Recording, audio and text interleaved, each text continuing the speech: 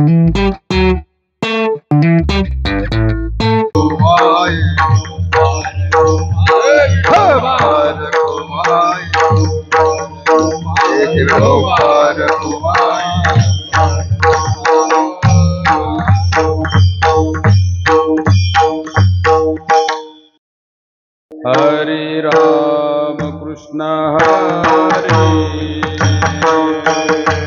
जय जय राम कृष्ण हरे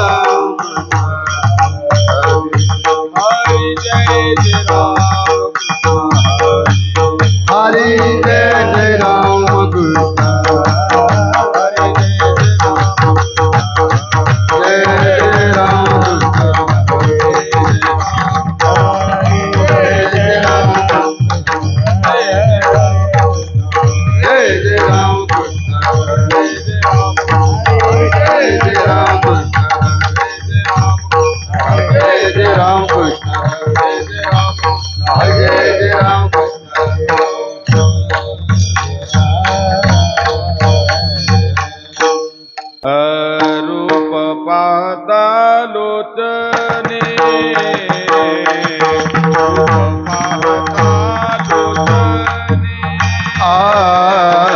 रूप पाहता लोचने रूप पाहता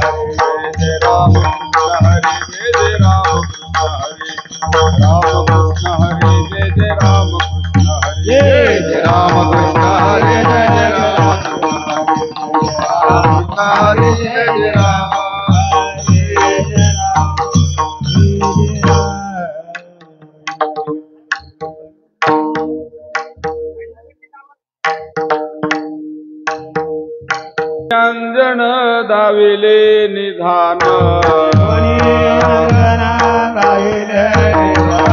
देवुनी अंजन दाविले निधान एकताची मन मावळले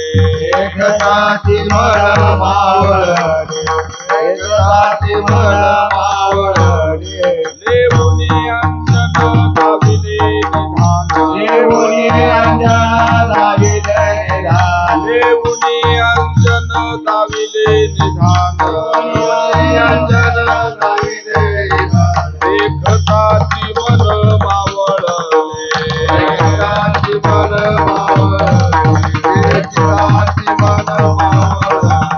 ऐसे सुखाचे करुनिया आळे ऐसे सुखाचे करुनिया आळे बीज ते निर्मळ पेरुआता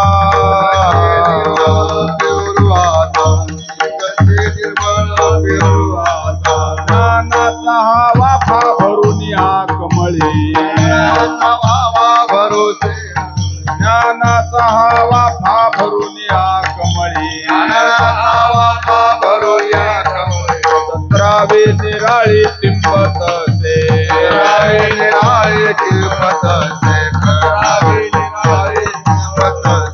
ऐसे सुखाचे करुनिया आळे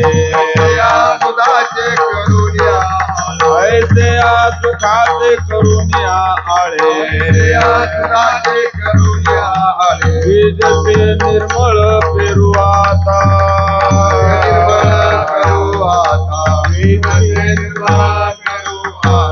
निवृत्ती प्रसादे पावलोया सुखा निवृत्ती प्रसादे पावलोया सुखा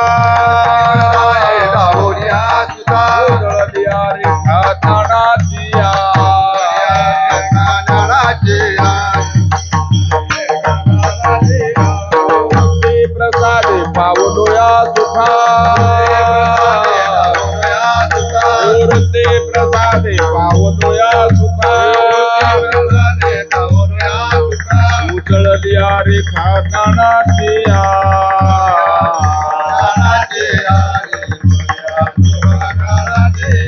ऐसे सुखाचे करुण्या आळे सुखाचे करुण्या आळे ऐसे सुखाचे करुण्या आळे सुखाचे करुण्या आळे जते निर्मळ पेरुआता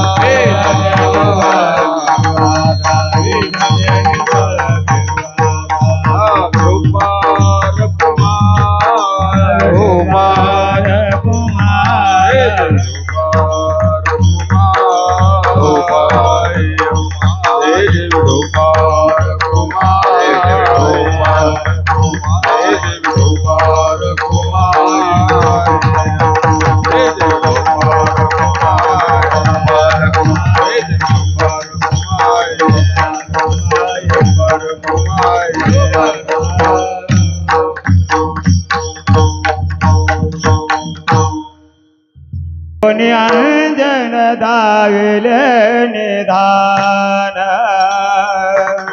देवोनी अंजन दाविले निधान देवोनी अंजन दाविले निधान देवोनी अंजन दाविले निधान घेऊनी अंजने दाविले निधान घेऊनी अंजने दाविले निधान घेऊनी अंजने दाविले निधान घेऊनी अंजने दाविले निधान कदाची मन मावळले एकताची मन मावळले एकताची मन मावळले एकताची मन मावळले या दुःखाचे करुणे आले या दुःखाचे करुणे आले या दुःखाचे करुणे आले या दुःखाचे करुणे आले चिताची मन मावळले चिताची मन मावळले चिताचे मन मावळले चिताची मन मावळले ऐसिया सुखाची घरत जगायचे ऐसिया सुखाचे वरुणी आधारी ऐसिया सुखाची वरुणी आळे ऐसिया सुखाचे वरुणी आळे अभिजाते निर्मळ पेरियाता बीजते निर्मळ पेरियाता बीजते निर्मळ पेरियाता बीजते निर्मळ पेरियाता पेरियाता पेरियाता बीजते निर्मळ पेरियाता बीजते निर्मळ पेरियाता बीजते निर्मळ पेरियाता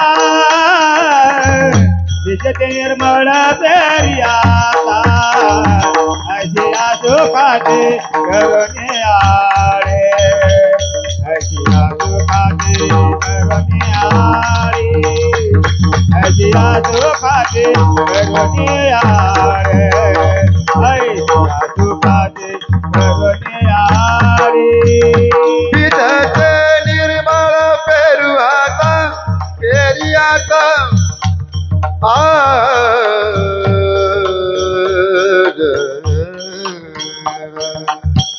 विधते निर्मळ पेरी आता विधते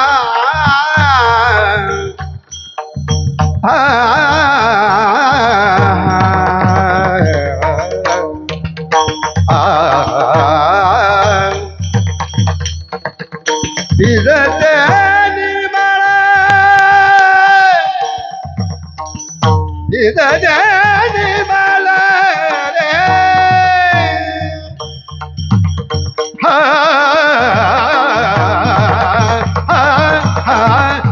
विधते निर्मळ रे विधते निर्मळ विधते निर्मळ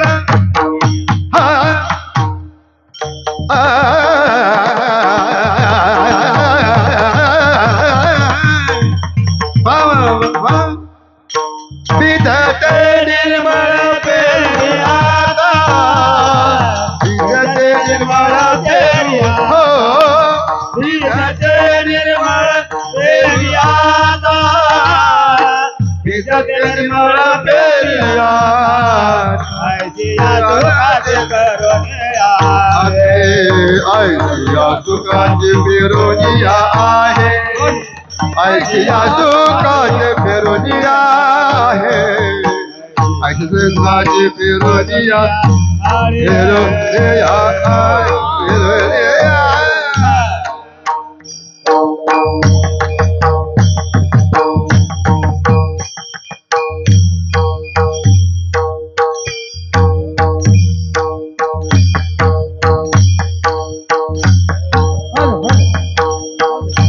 विठ्ठल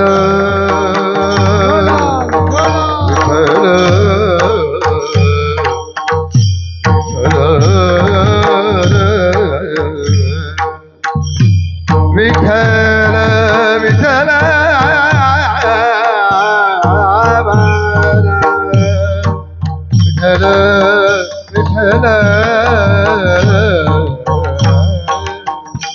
विठ्ठल विठ्ठल विठ्ठल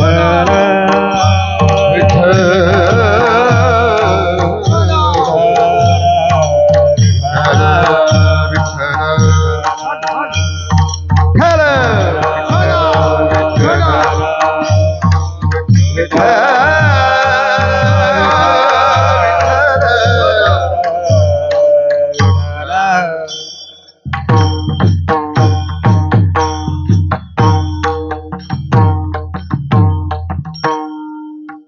लेव देखताची मन मावळले ऐसे या सुखाचे करुनिया आळे बीजते निर्मळ पेरू आता ज्ञानाचा हा वाफा भरून या कमळी 17वी निराळी तिंबतसे ऐसे या सुखाचे करुनिया आळे बीजते निर्मळ पेरू आता निवृत्ती प्रसादे पावलो या सुखा निवृत्ती प्रसादे पावलो या सुखा उजळली या रेखा ज्ञानाची ऐसे या सुखाचे करुनिया आळे बीजते निर्मळ पेरू आता विठ्ठल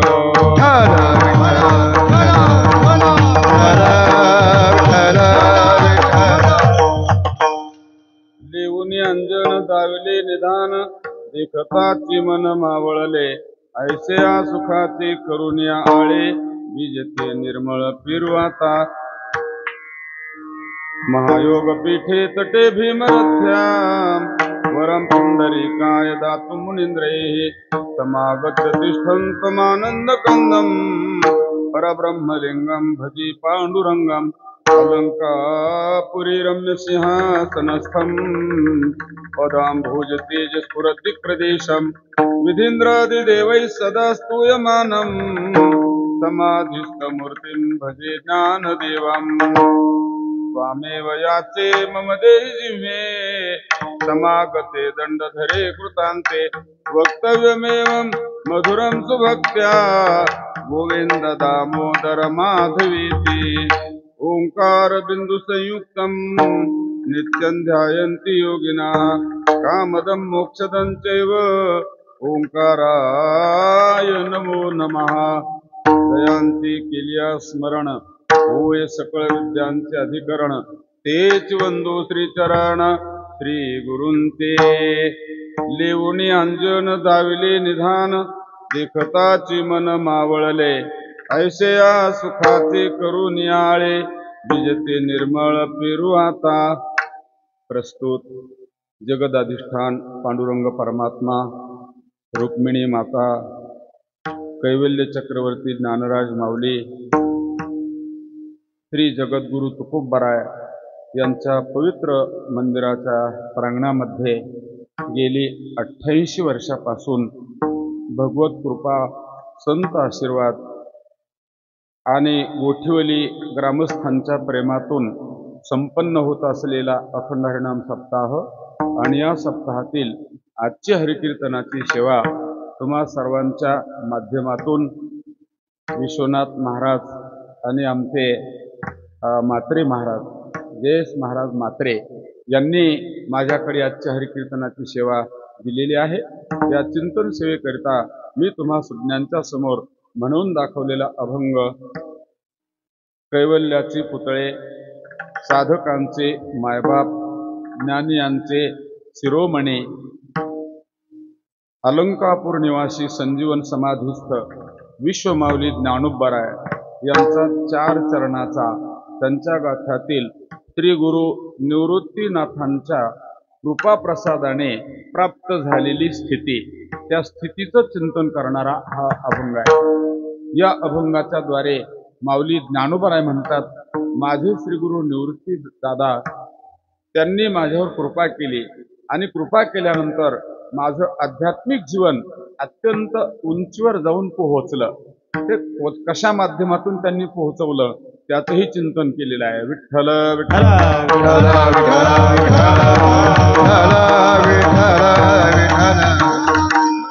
माऊलींचा अभंग आहे आणि श्री गुरु निवृत्तीनाथांच्या कृपा प्रसादाने प्राप्त झालेली स्थिती या प्रकरणातील अभंग आहे। जसे तुकोबारायांची गाथा आपण वाचतो त्या गाथामध्ये सुद्धा अनेक प्रकारची प्रकरणं पाडलेली आहेत।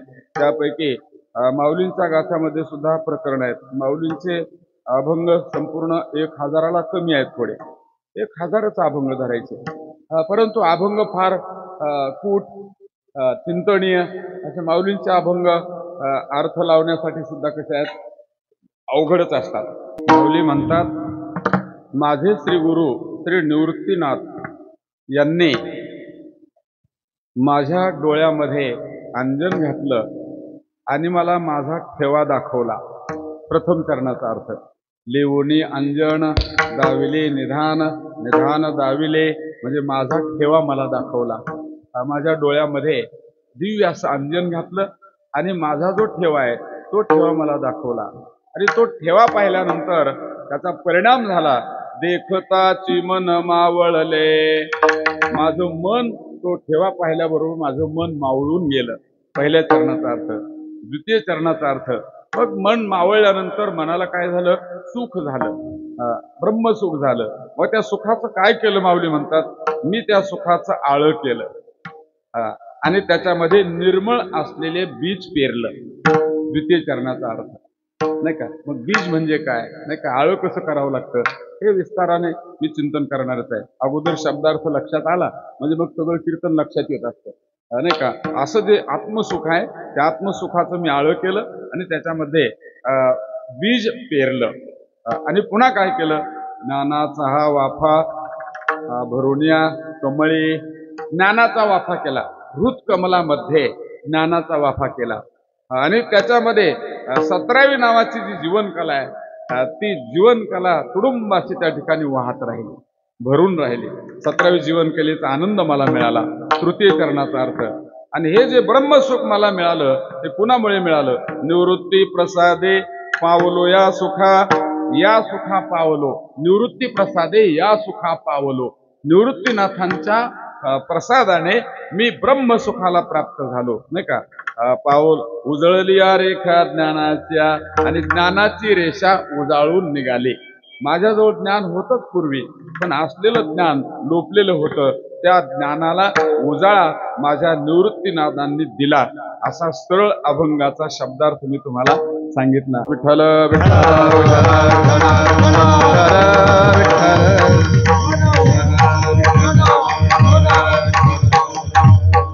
आता बघा तुम्ही, इथे निवृत्तीचा प्रसाद कुणाला मिळाला? ज्ञानाला मिळाला. ज्ञानाला निवृत्तीचा प्रसाद प्राप्त होत असतो आणि अज्ञानाला प्रवृत्तीचा प्रसाद प्राप्त होत असतो. अज्ञानाला कोणाचा प्रसाद होतो? प्रवृत्तीचा प्रसाद. प्रवृत्तीचा प्रसाद अज्ञानाला प्राप्त होत असतो आणि ज्ञानाला निवृत्तीचा प्रसाद प्राप्त होत असतो. मग प्रवृत्ती म्हणजे काय आणि निवृत्ती म्हणजे काय? शास्त्रामध्ये गोड चिंतन आलेलं असतं, नाही का. प्रवृत्तीर्वा निवृत्तीर्वा, नाही का. प्रवृत्ती म्हणजे काय? प्रवृत्ती म्हणजे काय की गृहस्थाश्रमामध्ये राहून जनकादिकाप्रमाणे, नाही का, संसाराची आसक्ती बाजूला ठेवून, नाही का, प्रपंच हा सत्य नाही, प्रपंच हा असत्य आहे अशी वृत्ती तयार करून फक्त एक ब्रह्मतत्व सत्य आहे अशा विरक्त वृत्तीने प्रपंचात राहून लोककल्याणासाठी मार्गदर्शन करणारा जो वर्ग आहे त्यांना म्हणायचं प्रवृत्ती मार्गी लोक, बरं का. त्यांना कोणता? प्रवृत्ती मार्गी लोक म्हणायचं. आणि निवृत्ती मार्ग हे सनकादिक, नाही का, हे शुकाचार्यासारखे सनकादिकासारखे, नाही का, संन्यस्त राहिले, ब्रह्मचर्य व्रताचं पालन केलं आणि जगाच्या कल्याणासाठी आपलं सर्व जीवन भगवंताला अर्पण करणं, याला म्हणायचं निवृत्ती मार्ग. असे मार्गाचे प्रमुख दोन प्रकार आहेत. मग प्रवृत्ती मार्ग हाही चांगलाच आहे आणि निवृत्ती मार्ग हाही चांगलाच आहे, नाही का. म्हणून चार प्रकार पाडता येतील आपल्याला. प्रवृत्ती प्रवृत्त हा एक वर्ग, प्रवृत्ती निवृत्त हा दुसरा वर्ग, निवृत्ती प्रवृत्त हा तिसरा वर्ग आणि निवृत्ती निवृत्त हा चौथा वर्ग. प्रवृत्ती प्रवृत्त पुन्हा सोप्या भाषेत सांगतो तुम्हाला. संसारात राहून संसार करणारा एक वर्ग, संसारात राहून परमार्थ करणारा दुसरा वर्ग, परमार्थामध्ये राहून संसार करणारा तिसरा वर्ग आणि परमार्थामध्ये राहून परमार्थ करणारा चौथा वर्ग. याच्यात आता कोणता श्रेष्ठ आहे हे तुम्ही ठरवा, नाही का, किंवा शास्त्र ठरवेल. संसारात राहून संसार करणं चांगलं का संसारात राहून परमार्थ करणं चांगलं का परमार्थात राहून संसार करणं चांगलं का परमार्थात राहून परमार्थ करणं चांगलं? काय म्हणणं आहे तुमचं? विठ्ठल विठ्ठल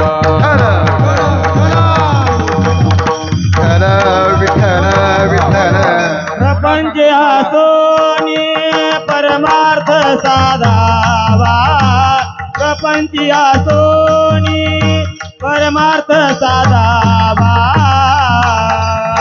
वाद आठवावा पांडुरंग पांडुरंग, वाद आठवावा पांडुरंग. आसोनी परमार्थ साधावा, प्रपंच आसोनी परमार्थ साधावा, वाद आठवावा पांडुरंग पांडुरंग, वाद आठवावा पांडुरंग.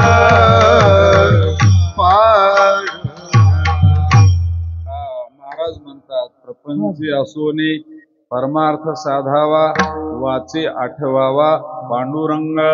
आणि ज्ञानोबराय सुद्धा म्हणतात असोनी संसारी दिवे वेगू करी, वेदशास्त्र उभारी बाह्या सदा, नाही का. संन्यासी असलेले ज्ञानोबराय ते सुद्धा सांगतात तुम्ही संसार करू नका असं त्यांनी सांगितलं नाही. संसार जरूर करा, पण संसार करत असताना परमार्थाला विसरू नका, हे संतांचं म्हणणं आहे. आमचे वैकुंठवासी गुरुवर्य विठ्ठल बाबा घुले नेहमी म्हणायचे किंवा तस्मात सर्वेषु कालेषु मा मानुस्मर युद्धेच, नाही का, तू युद्ध क्षेत्रीय आहेस ना अर्जुना, तू युद्ध सोडू नको, पण युद्ध करत असताना मला मात्र विसरू नको, नाही का. संसार सोडा असं कुठल्याही साधू संतांनी सांगितलेलं नाही, पण संसार करत असताना आत्मचिंतनाला कधी विसरायचं नाही. आपलं आत्मचिंतन नेहमी करायचं. तत्चिंतनम तत्कथनम अन्योन्यम तत्प्रबोधनम एतदेक परत्वंच ब्रह्माभ्यासम विदुर्बुधाः. असा जो परमात्मा आहे त्या परमात्म्याला विसरू नका. कोणता? ज्या प्रभूला देशतः परिच्छेद नाही, कालतः परिच्छेद नाही, वस्तुतः परिच्छेद नाही, असा त्रिपरिच्छेद रहित असलेलं जे आत्मतत्व किंवा निष्क्रिय निसंग आनंद अद्वय असं जे परब्रह्म आहे त्या परब्रह्माला तुम्ही कधीही विसरू नका. त्याला विसरू नका तुम्ही कधी. संसार करा, पण संसार करत असताना त्या परमात्म्याला विसरू नका. आमच्या सगळ्या साधू संतांनी नाही का ही चारी भावंड सोडले. आता बाकी बहुतेक सगळे संत गृहस्थाश्रमीत होते ना, गृहस्थाश्रमीत होते. तुकोबाराय, एकनाथ महाराज, नाही का, गोरोबा काका, ही सगळी मंडळी. आपण ते संन्यासाच्या बरोबरीला जाऊन बसली की नाही. संसारात असून त्यांनी इतका शुद्ध परमार्थ केला की परमात्मा त्यांच्या घरी काम करायला. एवढं थोडक्यात तुम्हाला महत्वाचं चिंतन सांगायचं, नाही का. म्हणून संसारात राहून संसार करणं हा काही दोष नाही. परमार्थात राहून संसार करणं हा एखाद्या वेळेस दोष असू शकतो. परमार्थात राहून संसार करणं हा दोष आहे. काही माणसं प्रपंचात दिसतात पण परमार्थामध्ये असतात. काही माणसं परमार्थामध्ये दिसतात पण प्रपंचात असतात. काही माणसं प्रपंचातही दिसत नाहीत आणि परमार्थातही दिसत नाहीत आणि दोन्हीकडेही असत नाहीत. दोन्हीकडे नसतात. आणि काही माणसं परमार्थातच दिसतात आणि परमार्थातच असतात. नाही का. परमार्थात दिसून परमार्थात असणं फार महत्वाची गोष्ट आहे. आणि संसारात असून परमार्थात असणं हे सुद्धा फार महत्वाचं चिंतन आहे.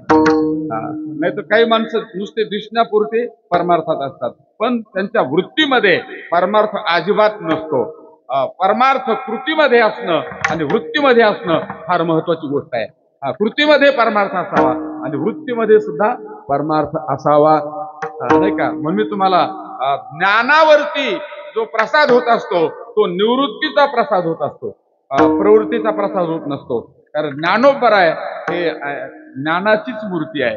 कैवल्याचा पुतळा प्रगटला भूतळा, चैतन्याचा जिव्हाळा ज्ञानोबा माझा, चैतन्याचा जिव्हाळा ज्ञानोबा माझा. साधकाचा माय बाप करुषणे हरे ताप, सर्वभूती सुख रूप ज्ञानोबा माझा, सर्वभूती सुख रूप ज्ञानोबा माझा.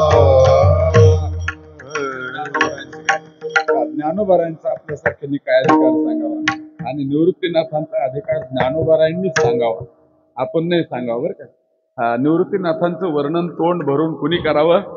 ज्ञानोबारायांनी करावं. आपल्यासारख्याने ते वर्णन होणार नाही. आपलं ज्ञानोबारायांचं वर्णन होणार नाही. तुकोबारायांचं वर्णन आपण करण्याची आपली पात्रता नाही.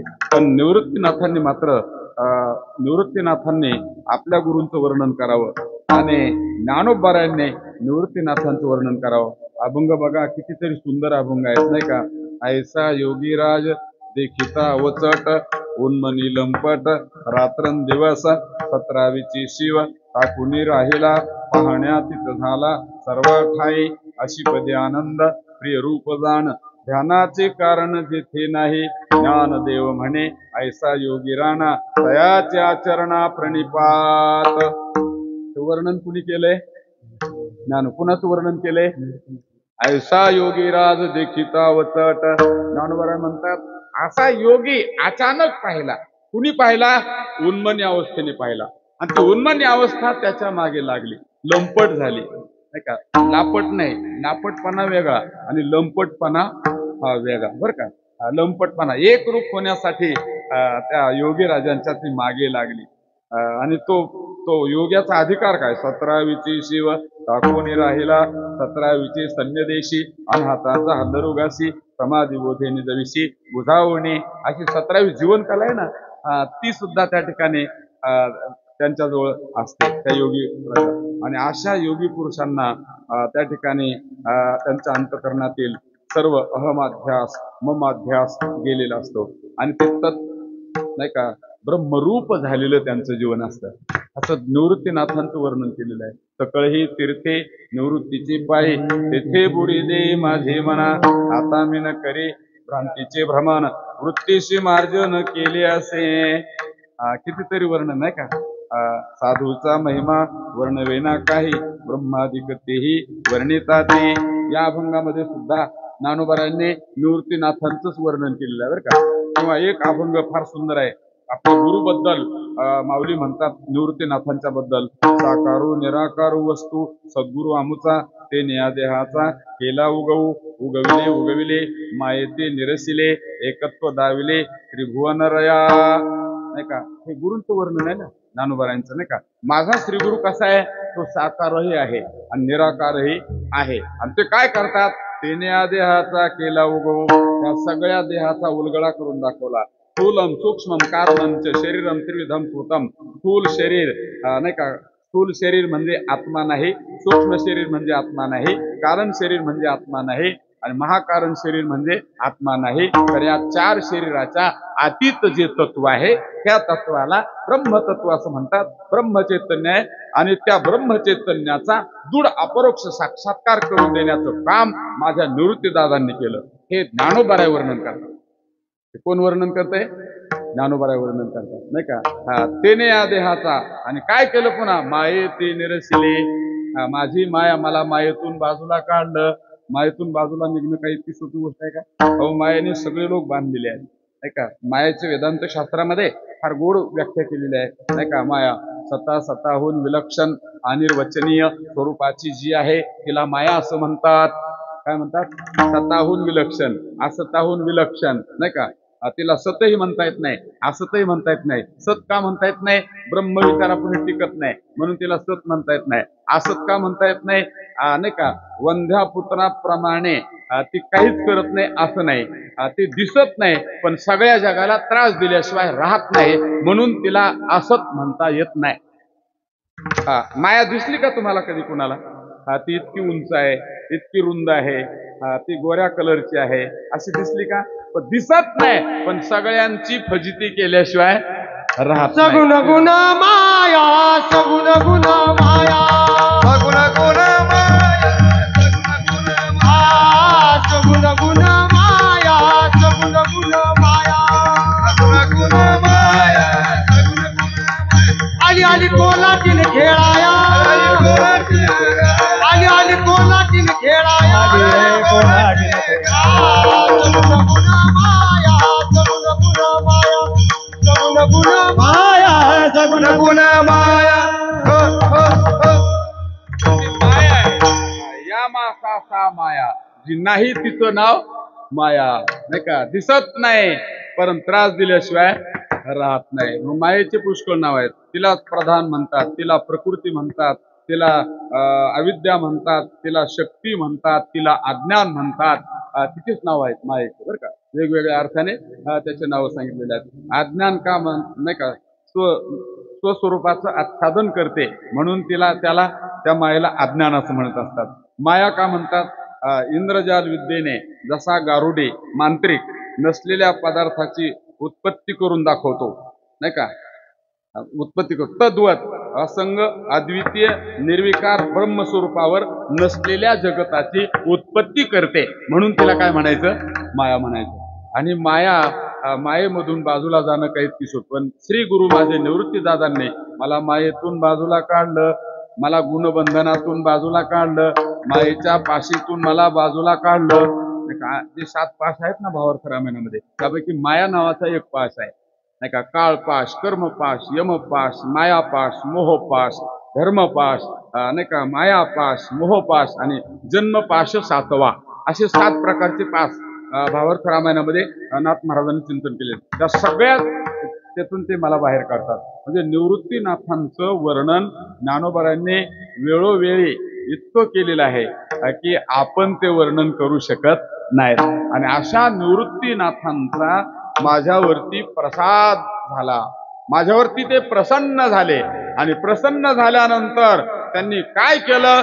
अभंगाच्या पहिल्या देवोनी अंजन दाविले निधान, देवोनी अंजन दाविले निधान.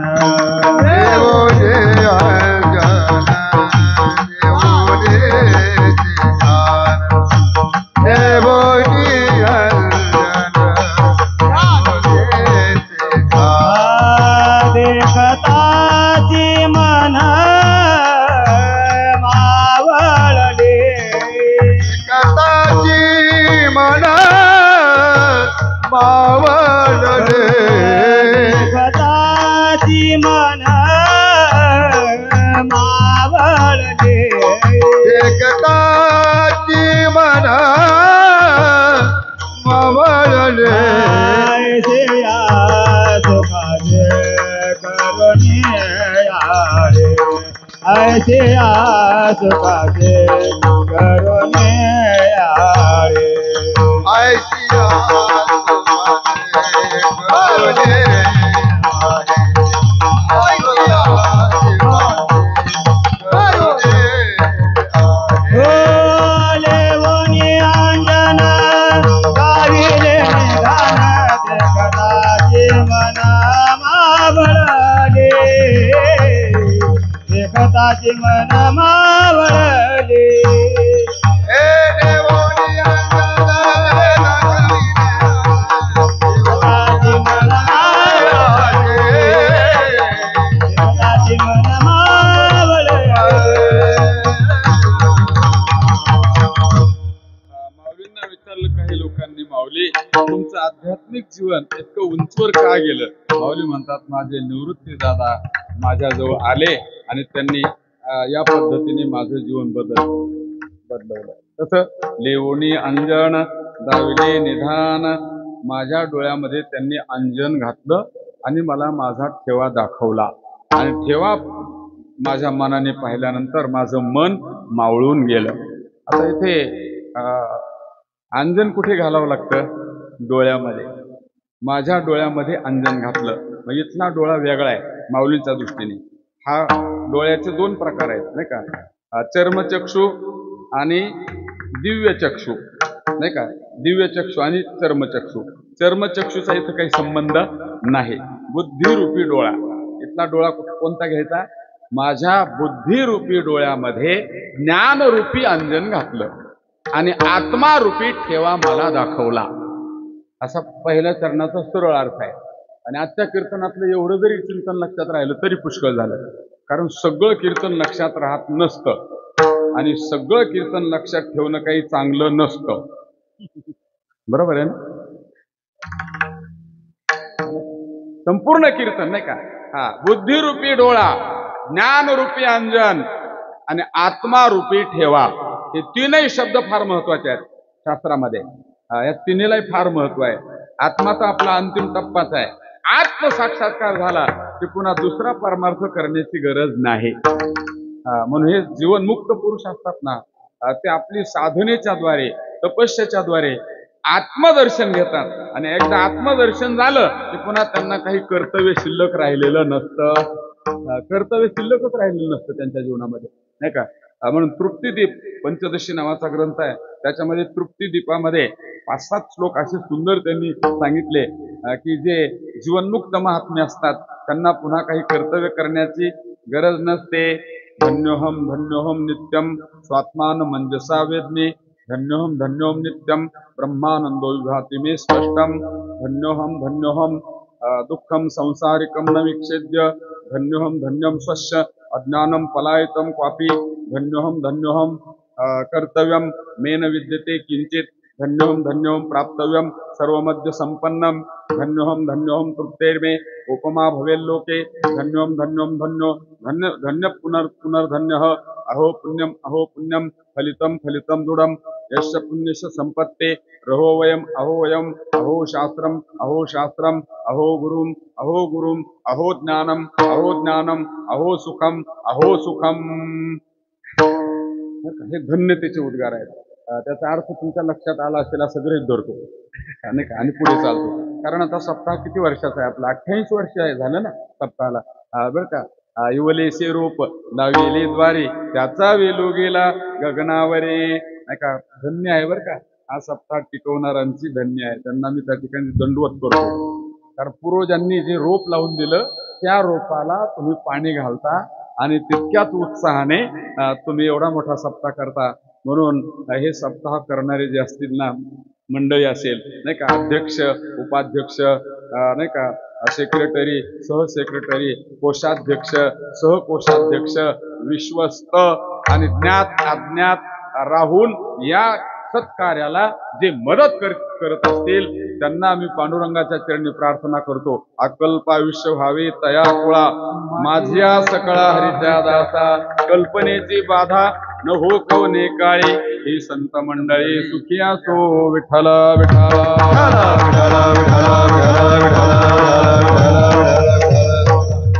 ते जीवनमुक्त महात्मे असतात त्यांना एकदा कर्तव्य शिल्लक राहत नसतं. अहम धन्य आणि का मी आता धन्य झालो का मला आता कसल्या प्रकारचं कर्तव्य शिल्लक राहिलं.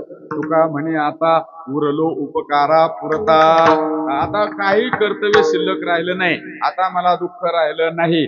मला आता आत्मानंद प्राप्त झालेला आहे. आता मी तृप्त झालेलो आहे. म्हणजे पुन्हा दुसरी साधना करण्याची आवश्यकता नाही. पण हे केव्हा उद्गार निघत असतात जेव्हा स्वतः साधना केली जाते सद्गुरूची कृपा होते आणि सद्गुरूच्या कृपेनंतर त्यांना जो परमोच्च असा ब्रह्मानंद प्राप्त होत असतो. त्या ब्रह्मानंद प्राप्त झाल्यानंतर ते हे उद्गार आहेत त्या संत महात्म्यांचे. तसं ज्ञानोबा म्हणतात माझ्यावर माझ्या निवृत्तीदादांनी एवढा उपकार केला. माझ्या बुद्धिरूपी डोळ्यामध्ये ज्ञानरूपी अंजन घातलं आणि ज्ञानरूपी अंजन घातल्यानंतर मला आत्मदर्शन झालं आणि आत्मदर्शन झाल्यानंतर माझं मन मावळलं. कारण ज्ञान ग्रहण करण्याची शक्ती कुणामध्ये आहे. मेरी बात समझ में आती है ना. कीर्तन समजतंय ना. ज्ञान ग्रहण करण्याची शक्ती कुणामध्ये आहे बुद्धीमध्ये. ज्याची बुद्धी अत्यंत तीव्र असते ते ज्ञानाचा संग्रह करत असतात. कलेक्टर ISI अधिकारी हे कोण होत असतात. अति तीव्र बुद्धिमानच असतात. नाही बुद्धिमान लोकच नाही का विद्वान होत असतात. त्यांच्या डोक्यामध्ये ज्ञान असतं नाही का. अति मंद बुद्धीचं काही काम नाही. म्हणून अति बुद्धिमान असतात. संत महात्म्यांच्या बुद्धीचं आपण काय सांगावं. त्यांच्या बुद्धीचं तर काही सांगायचंच काम नाही का.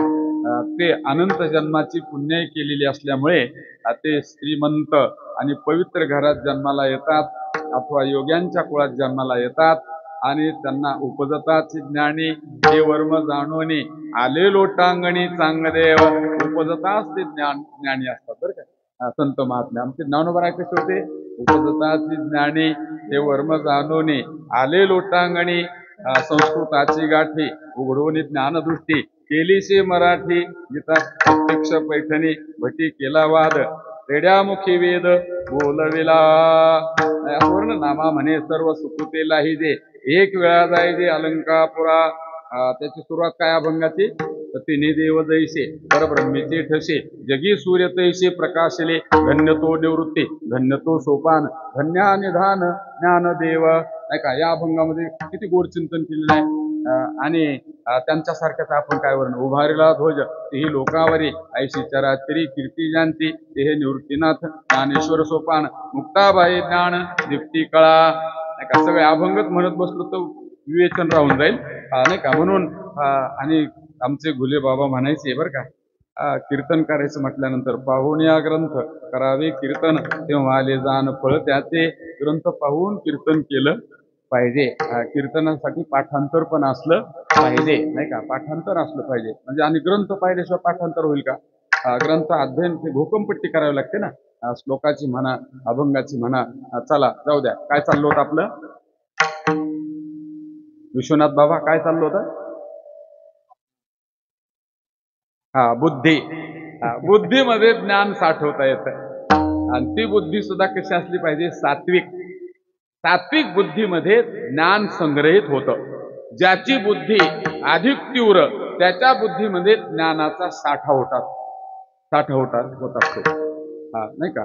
आणि ती बुद्धी सात्विक असणं फार महत्वाची गोष्ट आहे. आणि सात्विक बुद्धी कोणाला म्हणतात? भगवंताने गीतेमध्ये सांगितलेलं आहे, सात्विक बुद्धी, राजस बुद्धी आणि तामस बुद्धी, नाही का? हे सगळं चिंतन केलेलं आहे की नाही?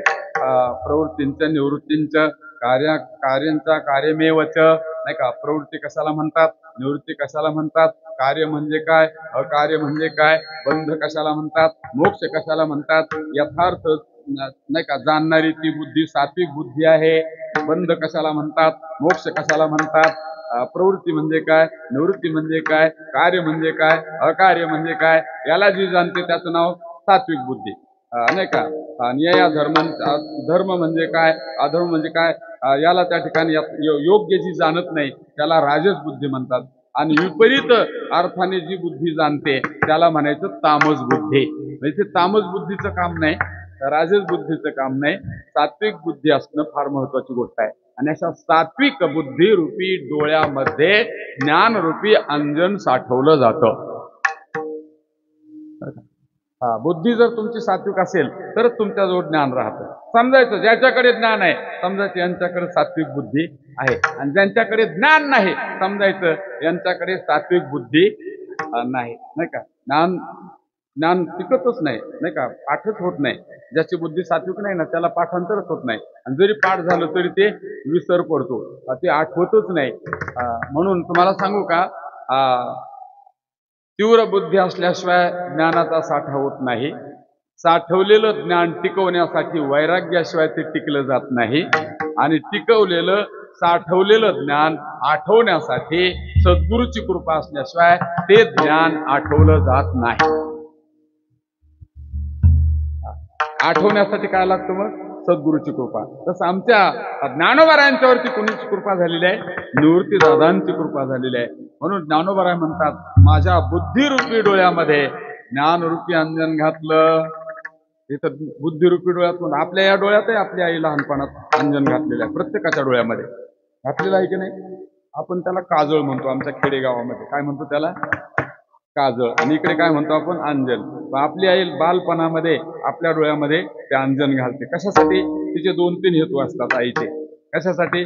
माझ्या बाळाच्या डोळे जळजळ करू नयेत, माझ्या बाळाला शांत झोप यावी, आणि बाळ शांत झोपलं म्हणजे मग माझ्या कामात काही अडचण येणार नाही. असे 2-3 मुद्दे लक्षात ठेवून आई डोळ्यामध्ये काय घालते? अंजन घालते. पण आता काही माता त्याच्यातही अतिक्रमण करतात, तो भाग वेगळा आहे. अंजन हे डोळ्यातच घालण्याचा विषय आहे, डोळ्यातच घातलं पाहिजे, पण ते डोळ्यात घालून थांबत नाहीत. बरोबर आहे ना? उजव्या गालाला लावतात. बरं, उजव्या गालाला लावं तेवढ्या थांबत नाहीत, मग डाव्या हाताला, आणि डाव्या हाताला लावलं की इकडं डाव्या तळपायाला नाही, उजव्या तळपायाला क्रॉस वोटिंग काय करतात? नाही का? त्याच्यातही अतिक्रमण आहे. अतिक्रमण नाही केलं पाहिजे, पण आता अज्ञानामध्ये अतिक्रमण होत असतं, आणि कलियुगामध्ये अतिक्रमण करणाऱ्याला जास्त प्राधान्य आहे, अतिक्रमण करणाऱ्याला जास्त डिमांड आहे, आणि जे अजिबात अतिक्रमण करत नाहीत त्यांचं रिमांड काढल्याशिवाय लोक राहत नाहीत. विठ्ठल विठ्ठल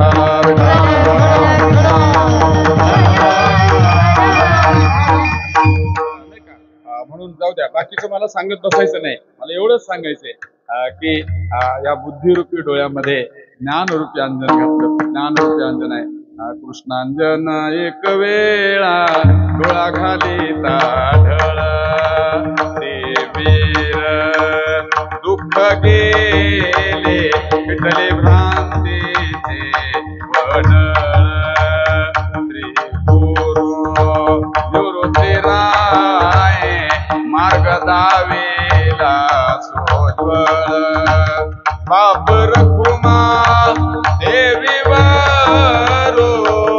विठ्ठलो दिनाचा दयाळा. आपल्याला एवढंच प्रमाण लागतंय आपल्याला नाही का.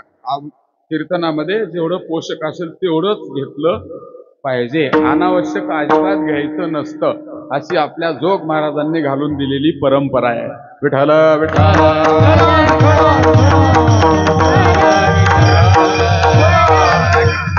कृष्णांजन केविळा डोळा घालीत आढळ तिमिर दुःख गेले फिटली भ्रांती पडळ. नाही का, बुद्धिरूपी डोळ्यामध्ये जर ज्ञानरूपी अंजन घातलं तर काय होतं, अज्ञानरूपी अंधकार नष्ट होतो आणि भ्रांतीरूपी पडदा निवृत्त होतो. या डोळ्यामध्ये कोणता पडदा आलेला असतो, भ्रांतीरूपी पडदा.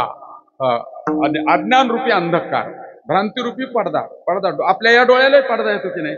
पडदा आल्यानंतर डॉक्टर काय सांगतात, तुम्हाला ऑपरेशन करावं लागेल.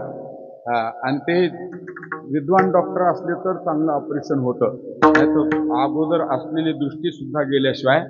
आमचे गुरुवरे शांतीब्रह्म मारुती बाबा विचार सागराचा पाठ घेत असताना त्यांनी दृष्टांत सांगितला होता, तुम्ही ऐकलंय असेल, पण गुरुवांचा दृष्टांत सांगितला पाहिजे. ते म्हणले, एक गृहस्थ होते, त्यांना डोळ्याचा त्रास होता आणि त्यांनी पुष्कळ प्रयत्न केले, पण त्यांना डोळ्याचा काही कोणी दुरुस्त केला नाही. मग एकाने सांगितलं, तुम्ही मुंबईला जा, नेत्रतज्ञ डॉक्टर आहेत आणि त्यांच्याकडे इलाज होईल. पण ते गृहस्थ गेल्यानंतर डॉक्टरला नमस्कार केला, बसा म्हणले. कुठून आलात म्हणजे, फार बीड जिल्ह्यामधून आलो. कशासाठी म्हणजे, मला डोळ्याचा आजार आहे. म्हणजे काय तुमचे डोळे दुखतात का, उघडझाप होते का, किंवा पाणी येतं का, काय नेमकं काय होतं तुमच्या डोळ्याला. त्यांनी सांगितलं, मला काहीच होत नाही, फक्त एका माणसाचे 2 माणसं दिसतात, बाकी कुठलाच त्रास नाही डोळ्याला. आता ते डॉक्टरनी काय उत्तर द्यायला पाहिजे. मग डॉक्टर म्हणले, मग तुम्हाला एकाचे 2 दिसतात तर तुम्ही 3 जण कशाला आलात. त्या डॉक्टरला एकाचे 3 दिसत होते. डॉक्टरला एकाचे किती दिसले, 3 दिसले. आता तो डॉक्टर त्या पेशंटला दुरुस्त करू शकेल का, नाही का. मग त्याच्यासाठी डॉक्टर सुद्धा तसे स्पेशालिस्ट असावे लागतात. मी हसण्यासाठी नाही सांगितला तुम्हाला दृष्टांत, नाही का, हसण्यासाठी नाही सांगितला. मग या डोळ्याला सुद्धा अत्यंत विद्वान डॉक्टर लागतात. तद्वत जीवरूपी पेशंट आणि संतरूपी डॉक्टर. आणि त्या संतरूपी डॉक्टरला बुद्धिरूपी डोळ्यातील अज्ञान आणि भ्रांतीरूपी पडदा काढण्याचं यथार्थ ज्ञान असलेलं तत्वज्ञान असावं लागतं. त्याच्याशिवाय त्याची ती भ्रांतीरूपी पडदा निघत नसतो. त्याच्यासाठी सेवानिष्ठ तपोवरिष्ठ असे महात्मे लागत असतात. ते कुणाचंही काम नाही, नाही का. ते काम आहे आमच्या जोग महाराजांचं, नाही का. कुणाचं काम आहे ते, जोग महाराजासारखे. आणि त्यांना मग श्री गुरु व्यंकट स्वामी महाराज, श्री गुरु लक्ष्मण बाबा इगतपुरीकर, श्री गुरु मारुती बाबा गुरव, श्री गुरु मामासाहेब दांडेकर ही मंडळी आहे, नाही का.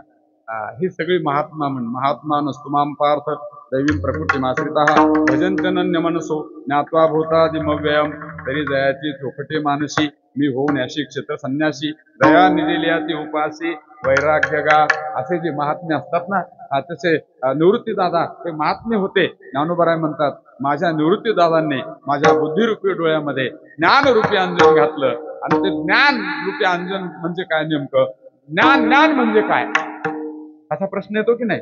ब्रह्मज्ञान म्हणजे काय नेमकं. आद्य शंकराचार्यांनी ब्रह्मज्ञानासाठी 3-4 श्लोक, अत्यंत बरेचसे श्लोक आहेत, पण 2-3 श्लोक फक्त मी तुमच्या समोर नाही का म्हणून दाखवतो. ज्ञान म्हणजे काय. ब्रह्मैवाहम समशांत सच्चिदानंद लक्षणः नाहम देहो ह्यसद्रूपो ज्ञानमित्युच्यते बुधैः निर्विकारो निराकारो निरवद्योऽहमव्ययः नाहम देहो ह्यसद्रूपो ज्ञानमित्युच्यते बुधैः निर्मलो निश्चलोऽनन्तः शुद्धो अहम अजरो अमरः नाहम देहो ह्यसद्रूपो ज्ञानमित्युच्यते बुधैः. याला ब्रह्मज्ञान म्हणतात. कशाला ब्रह्मज्ञान म्हणतात. ब्रह्मैवाहम, मी ब्रह्म आहे, मी सम आहे, मी शांत आहे, मी निर्विकार आहे, मी निराकार आहे, मी अव्यय आहे, नाही का. मला जन्म नाही, मला मरण नाही, मला आदी नाही, मला अंत नाही, मला मध्य नाही, नाही का? असा जो परमात्मा, ब्रह्मरूप परमात्मा आहे, ते परमात्मा म्हणजेच मी आहे, अशी वृत्ती तयार होणं याचं नाव आहे ज्ञान. त्याला काय म्हणायचं? ब्रह्मज्ञान. ब्रह्मज्ञान तर पुष्कळ लोकांकडे असतं, ब्रह्मज्ञान. पण ब्रह्मज्ञान असणारे महात्मे फार क्वचित असतात, लक्षात ठेवा. म्हणून याला ब्रह्मज्ञान म्हणतात. मी निश्चल आहे, म्हणजे मी स्थिर आहे, मी अनंत आहे, मी शुद्ध आहे, मी अज आहे आणि मी अमर आहे, याला म्हणतात ब्रह्मज्ञान. असं ब्रह्मज्ञान माझ्या बुद्धिरूपी डोळ्यामध्ये निवृत्तीदादांनी घातलं आणि त्याच्यामुळे माझं मन मावळलं. म्हणून लेवुनी अंजन दाविले निधान, देखताची मन मावळले. नाही का? माझं मनच मावळून गेलं. आणि मन कुठेच मावळत नाही महाराज. आत्मदर्शन झालं तरच विश्वनाथ महाराज मन मावळतं. जगताचं दर्शन झालं की मन उगवत राहतं, नाही का? ज्याचं दर्शन झाल्यानंतर मन उगवतं त्याला प्रपंच म्हणत जावं, आणि ज्याचं दर्शन झाल्यानंतर मन मावळतं त्याला परमात्मा म्हणत जावं, त्याला परमार्थ म्हणत जावं. परमार्थामध्ये मन मावळतं आणि संसारामध्ये मन उगवतं, नाही का? मग मन उगवलं पाहिजे का मावळलं पाहिजे? कळतंय ना? पण मी कीर्तन करतोय का? कळतंय ना? हा. मन उगवलं पाहिजे की मावळलं पाहिजे? मावळलं पाहिजे असं म्हणतो आपण, पण प्रत्यक्षात मावळतं का? हा. पूर्वीचा दृष्टांत सांगतो मी. आपण लहानपणात असताना आपल्याला एक ड्रेस होता घालायला, कपडे एकच ड्रेस ना. शाळेत जाताना 26 जानेवारीला आलो म्हणजे तेच इतका शर्ट आणि इतकीच खाकी पॅन्ट, त्याला खाकी पॅन्ट नाही का, बारीक. त्या ठिकाणी 30 रात्री त्याला आईने धुवायची, लावायला साबण पण नाही, नाही का? मग त्याला शाडू असायचं, ते नदीमध्ये शाडू लावायचा. तुम्हाला कळतं का नाही काय माहिती, पण कळेल ना भाषा. किंवा ते रिठा म्हणून नावाचा एक वृक्ष, नाही का, त्याचा फेस काढायचा आणि तोच कपड्याला धुवायचा. आणि इस्त्रीचा तर प्रश्नच नव्हता, इस्त्री तर नव्हतीच. आणि तेच वाळलेला एक ड्रेस घालून 26 जानेवारीला जायचं. आता किती किती ड्रेस आहेत प्रत्येकाला? 20-20, 10-10 तर असतेच ना. बरं, आमच्या माता कंपनीला पुरे जुने किती 2 जास्तीत जास्त 2 नाट्या, नाही का? तेवढ्याच 30 बदलायची, 30 बदलायची. आता किती किती साड्या आहेत? 50-50 तरी असतील कमीत कमी. तरी एखाद्या नवीन कपड्याच्या दुकानात पुरुष अथवा स्त्री गेली आणि दुकानदार म्हणतात, काही नवीन आले का काही आता याच्यात? नवीन आला असली साडी एखादी तर द्या. पुन्हा एखादा कपडा नवीन आला का, दुसरा नेहरू शर्ट चांगला शिवायचा आहे, जरा भारी आले का जरा एखाद्या शर्टाचा कपडा. म्हणजे मन उगवलं का मावळलं? तुम्हाला सोपा दृष्टांत सांगितला मुद्दा, नाही का? आपल्या घरी एवढे कपडे असून देखील आपलं मन भरत नाही. आपण दुकानदाराला पुन्हा म्हणतो की आम्हाला काहीतरी द्या, याला म्हणायचं मन उगवणं. सुरुवातीला स्वतःचं घरच नव्हतं, नाही का, भाडे करू म्हणून राहत होतो. आता आपल्याकडे 4 भाडे करून राहतात तरी सुद्धा मन भरत. तरी म्हणतो शेजारची एक बिल्डिंग तेवढी घेतली म्हणजे बरं होईल. म्हणजे याला मन उगवणं म्हणायचं. जे भगवंताने दिलं त्याच्यात संतुष्ट न राहणं, नाही का, इच्छा वाढती राहणं, नाही का, त्याला काय म्हणायचं? आपली तैशी तृष्णा वाढी न लिया मेरूही हाता आलिया. मेरू पर्वत एवढं सोनं जरी आपल्याजवळ देवाने दिलं आणि भगवंत म्हणजे बास का बाबा, आता तुला एवढ्यावर भागते का? नाही म्हणजे आणखी थोडं 10-5 किलो दिलं तर बरं होईल. म्हणजे याला म्हणायचं मन उगवलेलं, मन मावळत नाही. पण आत्मदर्शन झाल्यानंतर मात्र मन मावळल्याशिवाय राहत नाही. खऱ्या अर्थाने आपल्याला भगवंताचं दर्शन झालं म्हणजे आपलं मन मावळत असतं. त्याला पाहिल्याशिवाय मन मावळत नाही. रामायणातला दृष्टांत सांगतो, परिचयाचा असेल तरी पण सांगतो, लक्षात घ्या. प्रभू रामचंद्र वनवासाला गेले असताना सीता मातेचा शोध करत होते आणि शोध करत असताना मातंग ऋषीचा शब्द त्यांच्या स्मरणात होता की अहल्येचा आपल्याला उद्धार करायचा आहे. म्हणून प्रभू रामचंद्र गेले आणि त्या अहल्येला स्पर्श केला. छळा होती मनुष्य झाली, त्याचे चरणाची चाली आणि ती शिळेतून स्त्री म्हणून बाहेर आली. ही वार्ता सर्व अरण्यामध्ये पसरल्यानंतर सगळे ऋषी एकत्रित आले. आल्यानंतर त्यांनी मिटिंग घेतली.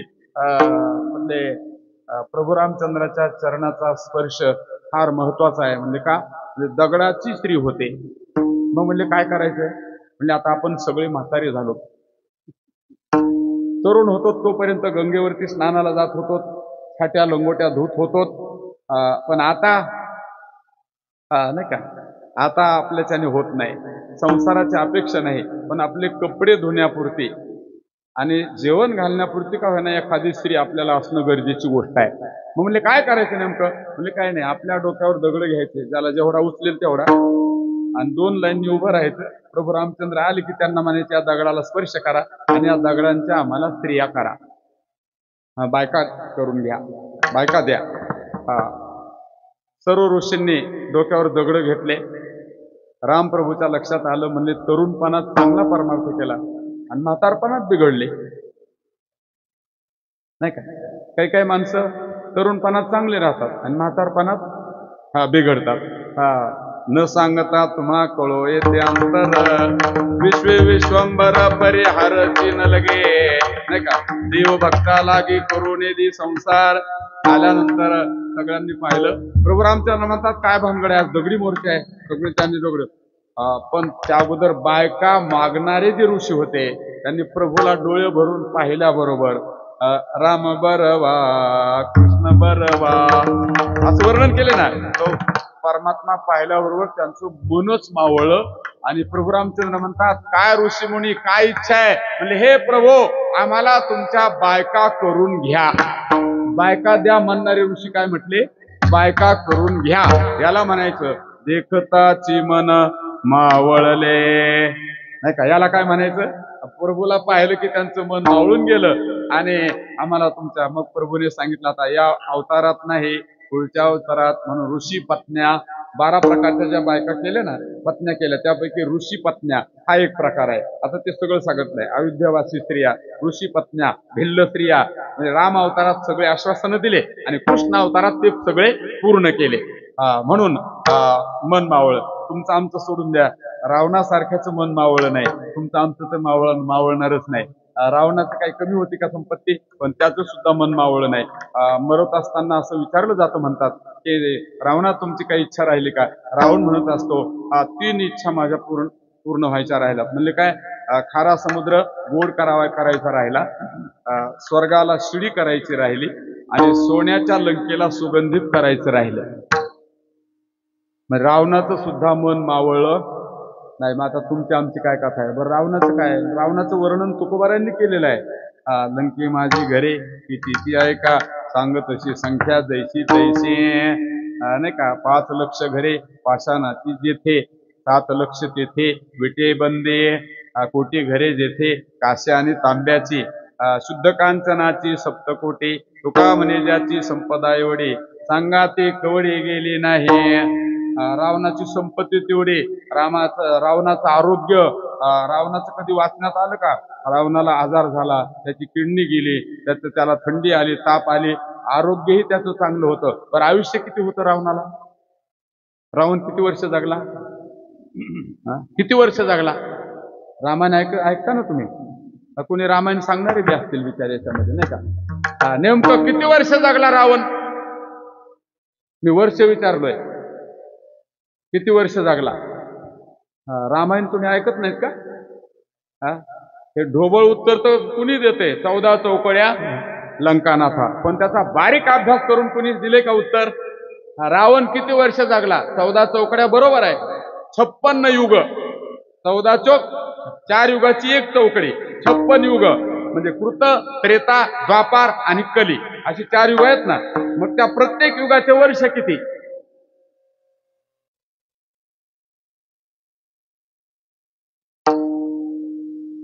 मी सांगतो आता तुम्ही म्हणाल मग मला इतक्या दुरून कशाला बोलवलं आणि आम्हाला इतकं जर माहिती असतं.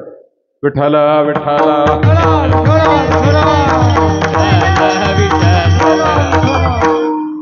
सांगतो गणित तुम्हाला, नाही का. आता इथून पुढे तुमच्या लक्षात राहील, म्हणजे नाही का, आतापर्यंत नाही ना सांगितलं.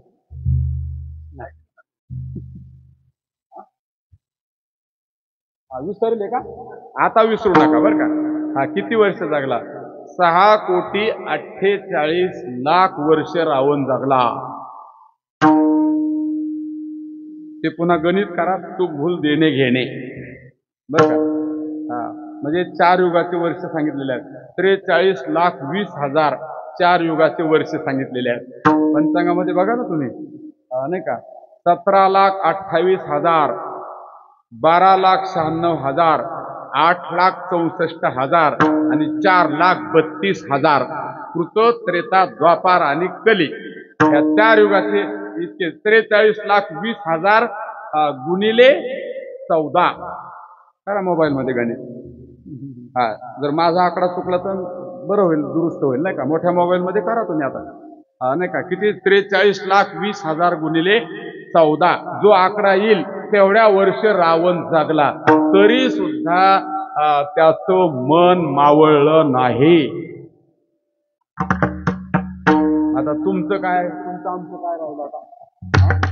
त्याच्या प्रॉपर्टीचा जर विचार केला तर 5 लाख घर पाषाणाचे बरं का, नुसते दगडी वाडे. 5 लाख घर काश्याचे नाही का. 7 लाख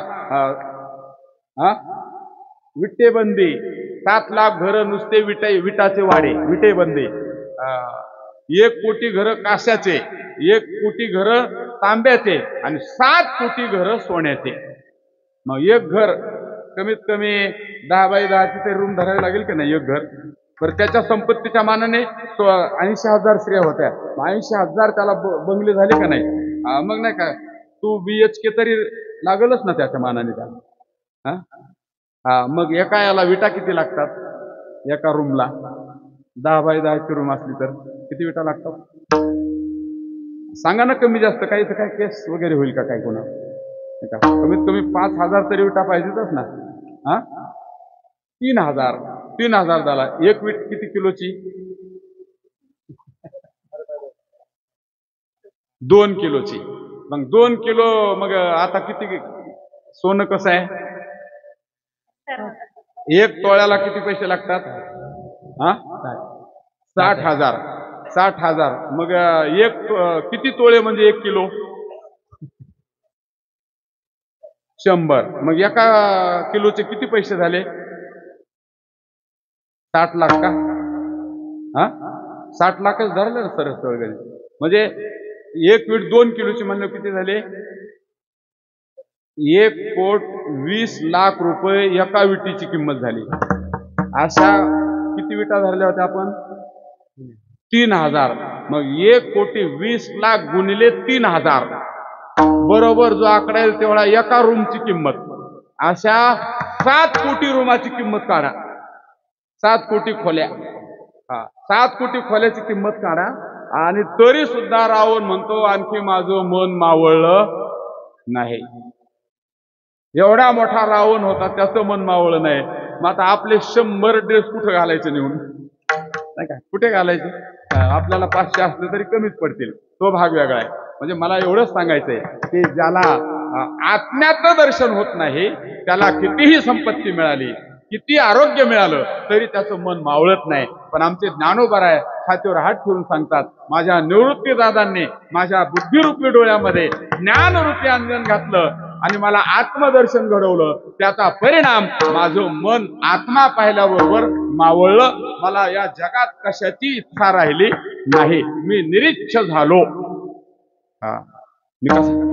म्हणून लेवोनी अंजन दाविले निधान, देखताची मन मावळले. म्हणले तुमचं मन मावळलं. मग मन मावळल्यावर काय झालं? म्हणले सुख झालं. त्या सुखाचं काय केलं? अभंगाच्या 2ऱ्या चरणात. ऐसिया सुखाचे करमिया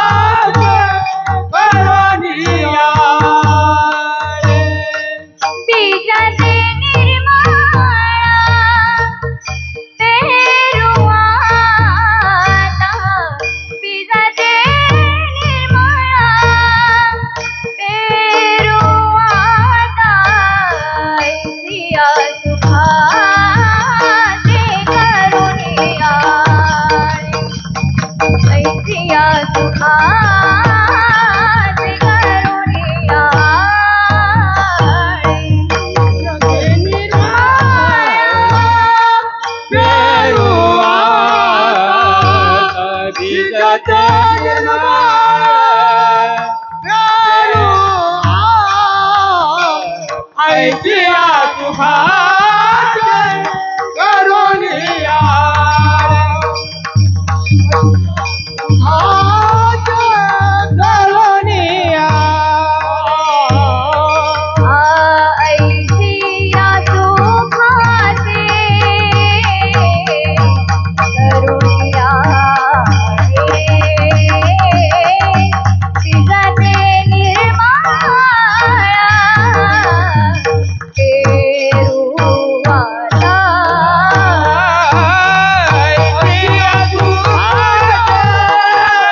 ऐकिया सुखात करुणिया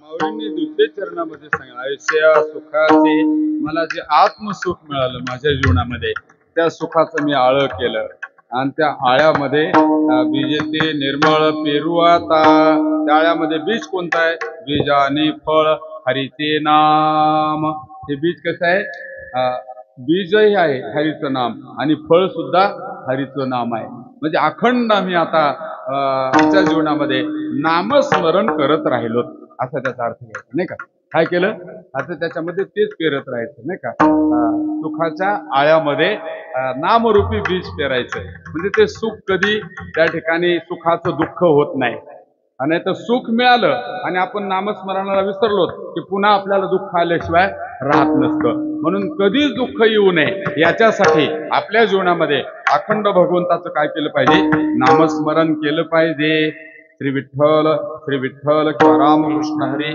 विठ्ठल केशवा मंत्रा जपावा सर्व काळ नाही का किंवा नारायण हरी मुक्तिचारी घरी त्याच्या नारायण हरी उच्चार नामाचा तेथे कळी काळाचा नाही हरिमुखी म्हणा पुण्याची गणना कोण करे कारण नामस्मरणामध्ये सगळे पाप आणि दुःखाची निवृत्ती करण्याची शक्ती नाही का नामसंकीर्तनम यश सर्व पाप प्रणाशनम नामस्मरण केलं म्हणजे सगळ्या प्रकारची पाप नष्ट होतात लक्षात ठेवा आणि पाप झाल्यानंतरच दुःख होतं नाही का पापाच्याच पोटात दुःखाचा जन्म होतो आणि पुण्याच्या पोटात सुखाचा जन्म होतो पाप झालं म्हणजे दुःखाचा जन्म होतो आणि पुण्य झालं म्हणजे सुखाचा जन्म होतो म्हणून अनंत प्रकारची पाप जाळण्याची ताकद भगवंताच्या नामस्मरणामध्ये आहे पापाचे शास्त्रामध्ये पुष्कळ प्रकार आहेत बरं का प्रकीर्णक पाप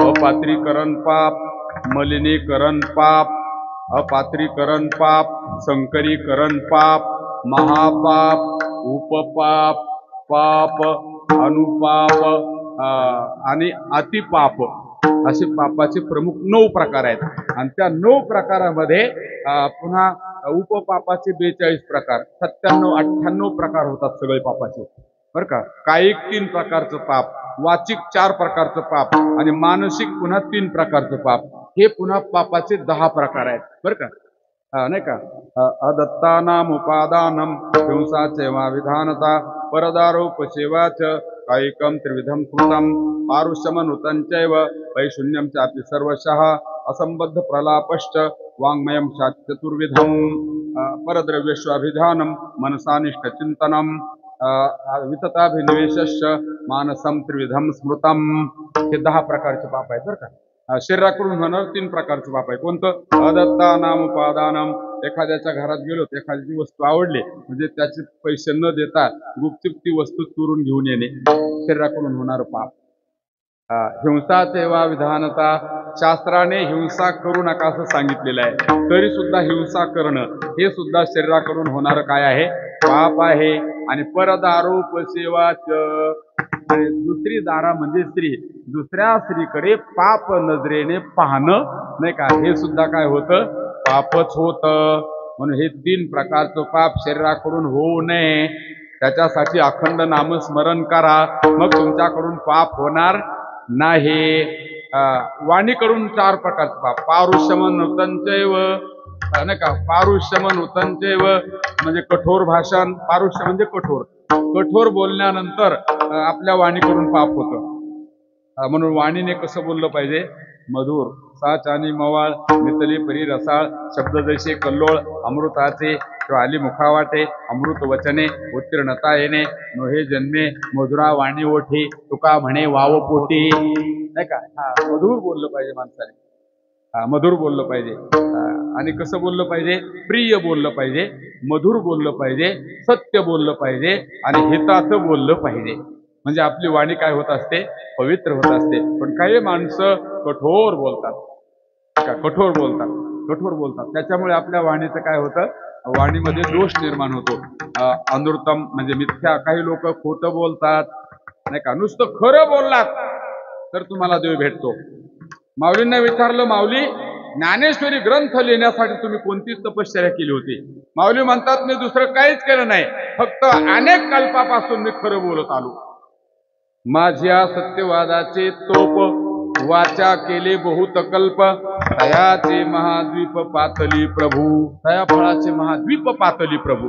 मी अनेक कल्पापासून फक्त खरं बोललो, त्याचा परिणाम मला ज्ञानेश्वरी लिहिता आली. खरं बोलण्याचं. पण माणसं सहज खोटं बोलतात. नाही का? पडिले वळण इंद्रिया सहज खोटं बोलतात. आणि त्या सहज खोटं बोलण्यात आपल्या वाणीला काय होतो? दोष निर्माण होतो. म्हणून आपली वाणी निर्दुष्ट राहावी असं वाटलं तर माणसाने कठोर बोलू नये आणि खोटं बोलू नये. खोटं बोलल्यानंतर पाप होतं, कठोर बोलल्यानंतर पाप होतं. आणि पुन्हा अपयशून्यम वर्मस्पर्शी बोलू नये. कुणाला वर्माला लागेल, जीवाला लागेल असं कधी बोलू नाही. नाही तर काही काही माणसं बोलतात वर्माला लागेल असं बोलतात. अहो, एखाद्याने चांगली पंगत घातली मग त्याचं वर्णन करायलाच पाहिजे ना. आता आज आपण ज्या पाटलाकडे जेवलो, सुंदर पंगत, दुपारी पण चांगली पंगत झाली भोलेनाथाच्या मंदिरात. आम्ही पंक्तीलाच जेवायला गेलो आणि इथे पण जेवायला, दोन्ही पंक्ती चांगल्या झाल्या. आपण जर चांगलं म्हणलं तर काही ना ते जमत नाही. त्यांना म्हणले ना, वा काय शेटनी पंगत केली, गुलाबजामुन वगैरे सगळे पदार्थ खाऊ घातले. त्याला सहन होत नव्हतं. त्याला काय पाहायचंय? कलियुगातला तो कर्णच झालाय आता. म्हणजे असं काहीतरी खोचक बोलायचं. तसं बोलायचं नाही. वर्मस्पर्शी बोलायचं नाही. वर्मस्पर्शी बोलायचं नाही. आणि असंबद्ध प्रलापश्च आणि सुसंबद्ध बोलायचं. विसंगती करायची, बोलण्यामध्ये विसंगती नसली पाहिजे. असे 4 प्रकार जर घडले तर ते वाणीकडून पाप होतं. 4 प्रकारचं. आणि मनाकडून होणारं 3 प्रकारचं. परद्रव्य स्वाभिध्यानम, दुसऱ्याच्या द्रव्यावर ध्यान ठेवणे. नाही का? अभिध्यानम परद्रव्य स्वाभिध्यानम. नाही का? मनसा निष्ठ चिंतनम, दुसऱ्याचं अनिष्ट चिंतन करणे. आणि मिथ्या अभिमान असणे. हे 3 प्रकारचं मनाकडून पाप होतं. असं 10 प्रकारचं पाप असू द्या, प्रकीर्णक पाप असू द्या, उपपाप असू द्या, महापाप असू द्या, नाही का? ते सगळे पाप नामस्मरण केल्यानंतर जातात. म्हणून ज्ञानोबाराय म्हणतात, मी माझ्या जीवनामध्ये नामस्मरण रूपी बीज त्या ज्ञान रूपी त्या ठिकाणी नाही का, त्या सुखारूपी आयामध्ये पेरल्याशिवाय राहणार नाही. मायशा सुखाचे करुनिया आळे बीजते निर्मळ पेरुआता. माऊली पुन्हा काय करणार? म्हणजे मी ज्ञानाचा वाफा करणार हृदयरूपी कमलामध्ये. आणि त्याच्यामध्ये 17वी नावाची जी जीवन कला आहे ती तुडुंब अशा प्रकारची भरून राहील. अभंगाच्या ज्ञानाचा वाफा, ज्ञानाचा वाफा, ज्ञानाचा वाफा करुणे कमाई. ज्ञानाचा वाफा, ज्ञानाचा वाफा, ज्ञानाचा वाफा करुणे कमाई. ज्ञानाचा वाफा, ज्ञानाचा वाफा, ज्ञानाचा वाफा करुणे कमाई. ज्ञानाचा वाफा, ज्ञानाचा वाफा, ज्ञानाचा वाफा करुणे कमाई. ज्ञानाचा वाफा, ज्ञानाचा वाफा, कमळे ज्ञानाचा वापा ज्ञानाचा वापा ज्ञानाचा वापा करून या कमळे ज्ञानाचा कमळे ज्ञानाचा कमळे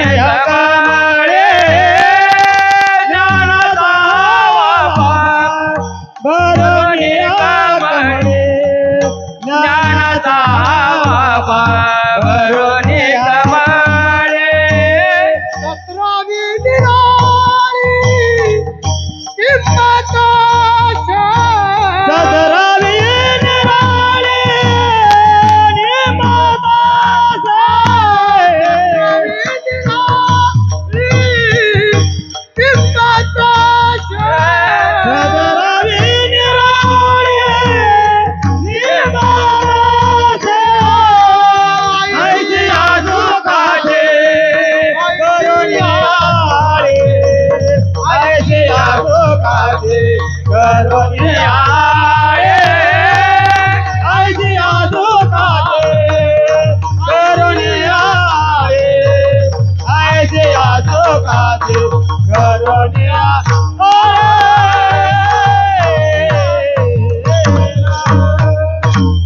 तृतीय चरणामध्ये पावले म्हणतात ज्ञानाचा वाफा भरून या कमळे.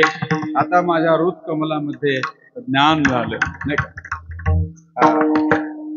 माझ्या निवृत्ती दादांनी माझ्या ज्ञानाला उजाळा दिला आणि त्याच्यामुळे पूर्ण हृदयामध्ये आता काय झालं, ज्ञान झालं. आता हृदय ही आपुले चौफाळुन्या भले वरी बैसऊ पावले श्री गुरूंचे नाही का. हृदयामध्ये ज्ञान असणं फार महत्वाची गोष्ट आहे बरं.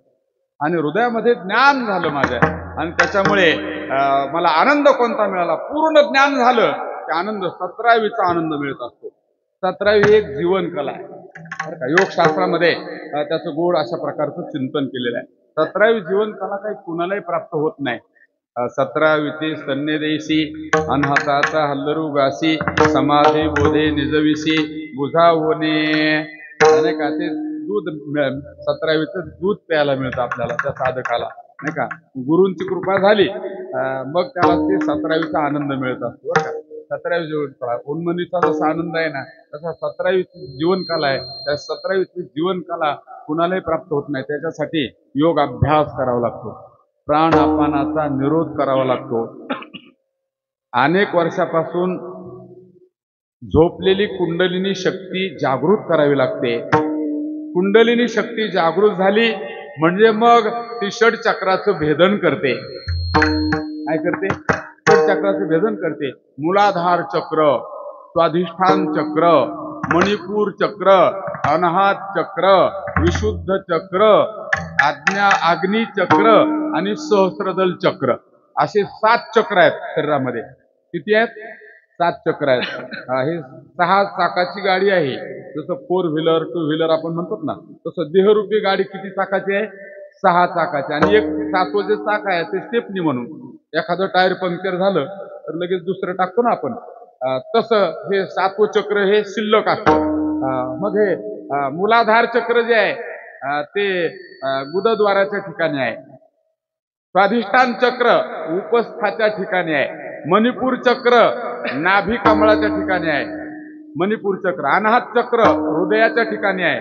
विशुद्ध चक्र इथं कंठाच्या ठिकाणी आहे. अग्नी चक्र हे भ्रुकुटीच्या मध्यभागी आहे. आणि ब्रह्मरंध्र चक्र इथं मस्तकामध्ये आहे. असे 7 ठिकाणी 7 चक्र आहेत आणि ते चक्राचं भेदन करावं लागतं. त्याच्याशिवाय 17वीचं जीवन आपल्याला मिळत नाही. 17वीचे स्तन्यदेशी आपण म्हणतो ना ते आपल्याला सहजासहजी मिळत नाही. मग ह्या सगळ्यांच्या ठिकाणी ते कुंडलिनी शक्ती ह्या सुषुम्ना नाडीच्या द्वारे या 6 चक्राचं भेदन करते. आणि मग इथे एक अमृतकुपी बसली असते. त्या अमृतकुपीला ती कुंडलिनी धक्का देते आणि त्या अमृतकुपीतलं अमृत त्या योग्याला प्यायला मिळतं. आणि नंतर मग तो योगी त्या ठिकाणी सोन्यासारखा पिवळा पिवळा चमकतो आणि त्याचं शरीर हलकं होतं आणि मग त्याला सगळ्या सिद्धी प्राप्त होतात. काय होतात? सगळ्या सिद्धी प्राप्त होतात. आणि मग बसल्या बसल्या त्याचा अजपा जपणे उलट प्राणाचा तेथे या मनाचा निर्धार होतो. आणि मग त्याला बसल्या बसल्या जप न करता त्याचा जप होतो. 24 तासामध्ये 21,600 वेळा 600 जप होतो असं वर्णन, बरोबर आहे ना? मग त्या प्रत्येक चक्रावर किती जप आहे त्याचं चिंतन आलेलं आहे. हा थोडं बारीक आहे. बरं, आता तुम्ही सगळे सुज्ञ मंडळी आहात म्हणून सांगतोय. समजतंय ना आता हे सगळं? नाही का? बरं वाटतंय ना? का डोक्यावर नाही चाललं? विठ्ठला विठ्ठला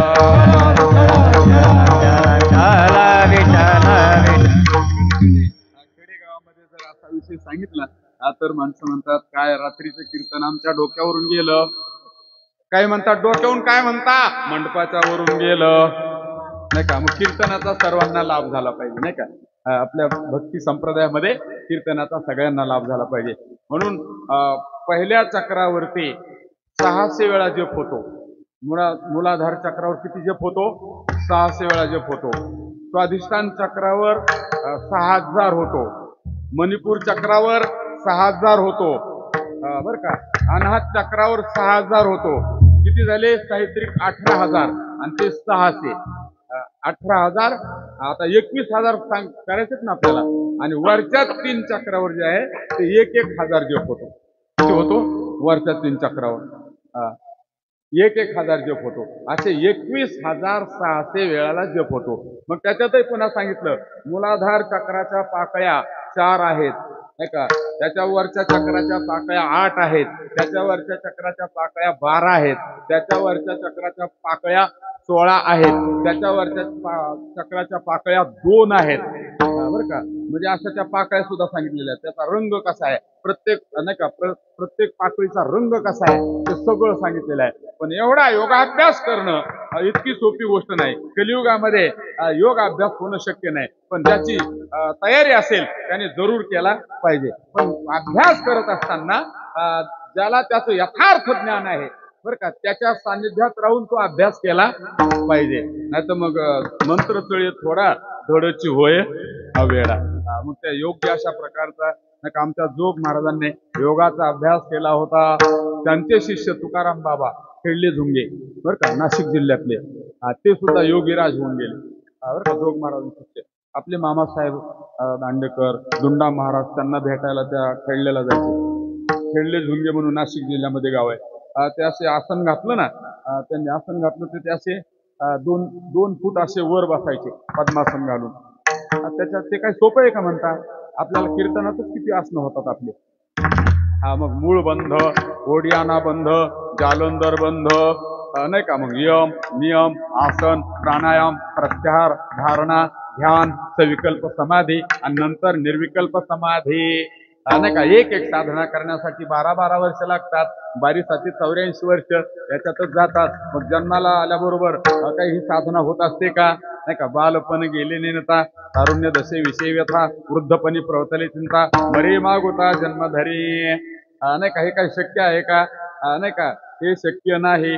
पण जर आपल्यावर गुरुची कृपा असेल तर हे सहज शक्य झाल्याशिवाय राहत नाही. म्हणून मी कशासाठी सांगतो की 17वे निराळी तिंबदसे अशा योगी पुरुषाला तो आनंद मिळतो. मग बसल्या बसल्या सगळ्या सिद्धी प्राप्त होतात.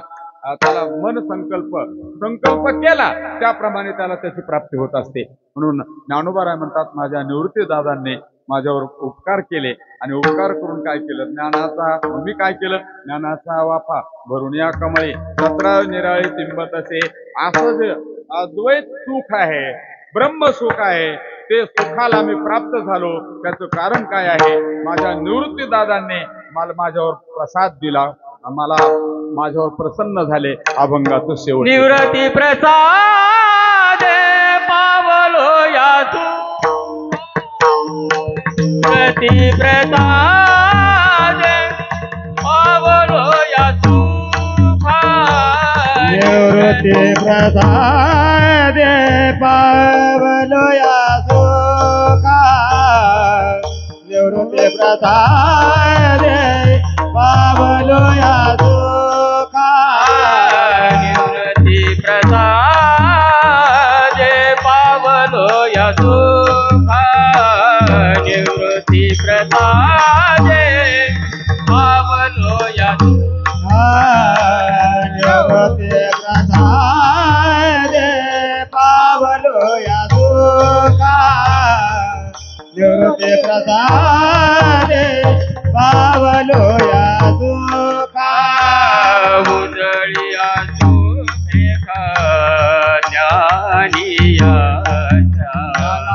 उजळिया सुखा ज्ञानिया ऐतिया सुखाचे करुणिया ऐतिया सुखाचे करुणिया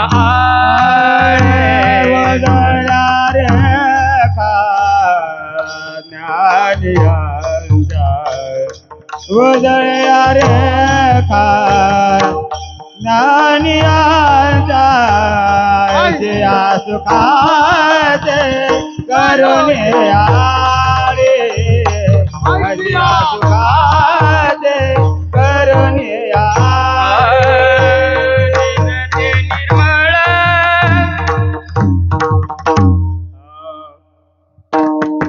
विठोबा रघुमार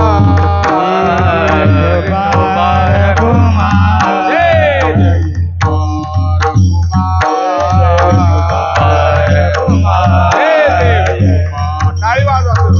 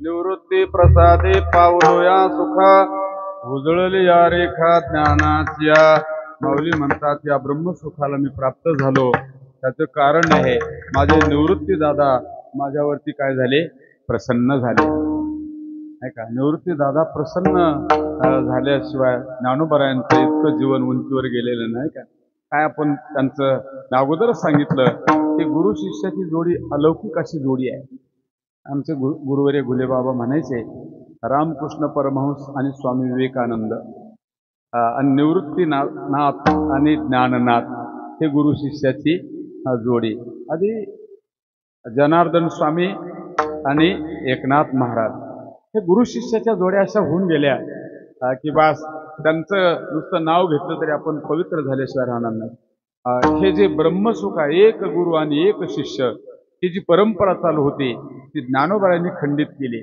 निवृत्तीनाथांनी मात्र आमच्या ज्ञानोबारायांना हे अध्यात्म ज्ञान दिलं पण केव्हा दिलं जेव्हा ब्रह्मगिरीची परिक्रमा करत गेल्यानंतर वाघ आला म्हणून निमित्त केलं आणि गहिनीनाथाच्या त्या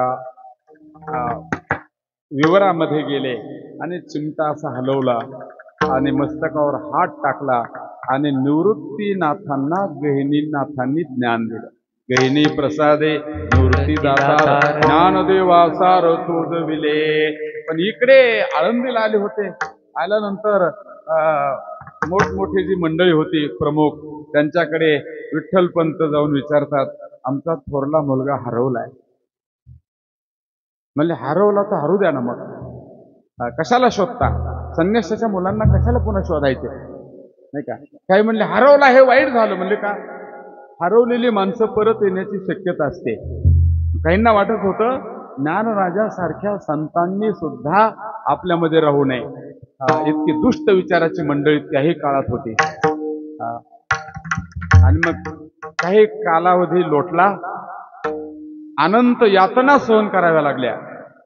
आणि एक दिवस सकाळची वेळ होती, 5ची वेळ होती, आणि मुक्ताबाई, चिमुकली मुक्ताबाई, सोपान काका, निवृत्ती दादा, विठ्ठलपंत, रुक्मिणी माता सिद्धबेटामध्ये होत्या. चिमुकली मुक्ताईंचं लक्ष गेलं. ते ज्ञान घेतलं निवृत्ती दादांनी. ज्ञान घेऊन आळंदीला आले. आल्यानंतर इंद्रायणीच्या तटावर उभे राहिले. त्यांचा चेहरा तेजपुंज होता. चिमुकल्या मुक्ताबाईने पाहिलं, मंद अंधकार असतो ना, चेहरा दिसला. कोण गोसावी आला असेल? चेहऱ्यावर फार तेज आहे. आणि नंतर बारीक पाहिलं, ज्ञानदादा, अरे आपला निवृत्ती दादा आलाय. इतकं त्या सगळ्यांना आनंद झाला. सगळे धावत धावत जातात. निवृत्ती दादांना त्या इंद्रायणी मातेच्या तटावरून आपल्या पर्णकुटीत आणतात. आणि त्या दिवशी पुरणपोळ्यांचा स्वयंपाक करून त्या ठिकाणी आनंद साजरा करतात. आणि तरी पण आळंदीकरांनी त्रास द्यायचा थांबवला नव्हता. पण एक दिवस असा उजाडला की निवृत्तीनाथांना सुद्धा गहिनीनाथांनी सांगितलं होतं, हे एक गुरु आणि एक शिष्य परंपरेत अडकलेलं ज्ञान तुझा शिष्य आता तो बंदिस्त ठेवणार नाही. म्हणून एक दिवस मी दिलेलं ज्ञान सगळं या ज्ञानाला देऊन टाक. आणि एक दिवस बसल्यानंतर ज्ञानाकडे पाहिलं. आणि पाहिल्यानंतर म्हणले, ज्ञाना, अरे मला जे मिळालंय ना ते मला तुला द्यावं वाटतं. योग्य अधिकारी शिष्य जर भेटला ना तर त्या गुरूंना राहत नाही. आपलं ज्ञान द्यावं वाटतं. शिष्य मंडळी तशी अधिकारी असली नाही का. म्हणून श्रोते सुद्धा कसे असले पाहिजेत. श्रोत्यांची सुद्धा उंची उंचावलेली असली पाहिजे. वक्त्याची उंची सुद्धा उंचावलेली असली पाहिजे.